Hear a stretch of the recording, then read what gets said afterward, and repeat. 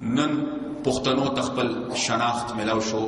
قوامي نېشنل پارټي خدای ما خپل لار پرې خوي او قوامي نېشنل پارټي د باچا خان بابا او د ولی خان بابا خول لار پرې خوي. نن به زمونږ د صوبې نوم خیبر پښتونخوا نو نن به زمونږ د صوبې نوم اکنو چې کمزور نوم مولا انګريز را نن که خدای ما کوم خپل لار پرې خوي نو د لسم ترمیم په نتیجه کې با شپږ مختلف محکمې صوبو ته ملاوېدلې. دا د عوامي نېشنل پارټي سیاست دا زمونږ د مشرانو سوچ او د هغوی بصیرت چې نن خدای موږ له دومره صوبایي خودمختاري راکړه چې موږ یې په راغونډولو ستړي شو. زموږ په تصور کې هم نه وه دومره صوبایي خودمختاري شکر الحمدلله نن صوبو ته میلاو شوه. دا د مشرانو برکت او دا د عوامي نېشنل پارټي سیاست.